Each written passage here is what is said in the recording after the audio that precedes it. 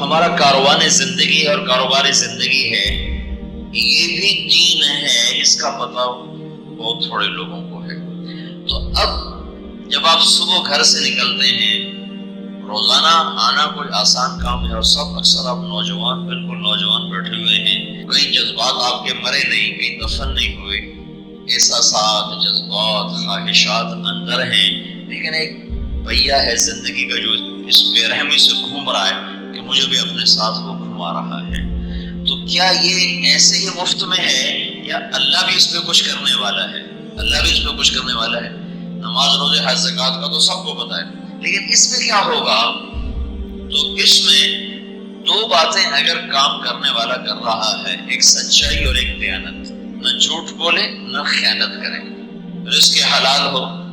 تو اب جو مزدور صبح نکلتا ہے مزدوری کرنے، پھر شام کو جب وہ تھک کر واپس لوٹتا ہے، تو اللہ کے نبی کا فرمان ہے، من امسا کالن بعمل یدہ امسا مغفورا لہ، اس کے اس دن کے سارے گناہ اللہ معاف کر دیتا ہے۔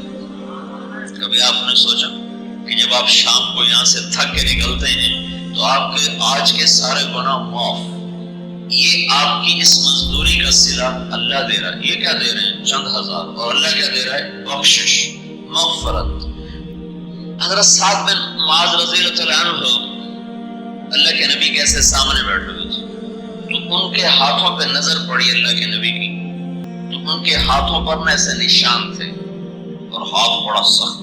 تو آپ نے ان سے پوچھا، سعد یہ کیا ہے؟ کہ یا رسول اللہ، میں اپنے کھیت میں خود کام کرتا ہوں، مزدوری کرتا ہوں اپنے باغ میں۔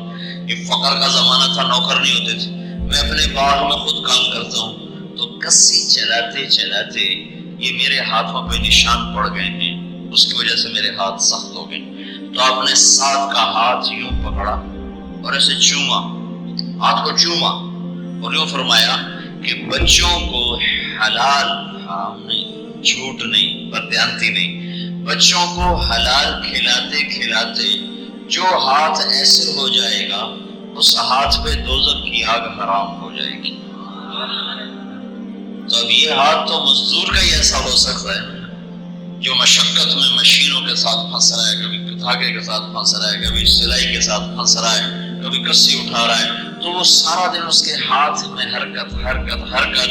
تو اللہ کے نبی کی خوشخبری ہے کہ جو بچوں کو حلال حلال حلال ہے، یعنی جس میں جھوٹ نہیں، جس میں کھوٹ نہیں، جس میں خیانت نہیں، بددیانتی نہیں، جو بچوں کو حلال کھلاتے کھلاتے ہاتھ کا یہ حال بنا لے گا، اس پہ اللہ دوزخ کی آگ کو حرام کر دے گا۔ ایک اور حدیث کو یاد آئی کہ ایک روایت میں نے پڑھا کہ بعض گناہ ایسے ہیں جو نماز روزہ سے بھی معاف نہیں ہوتے، وہ حلال کمانے میں جو پسینہ بہتا ہے اس پہ معاف ہوتے ہیں، اور حلال کمائی میں جو تھکن ہوتی ہے اور تھکاوٹ ہوتی ہے اور پریشانی ہوتی ہے، اس پر وہ گناہ اللہ تعالیٰ معاف فرماتا ہے۔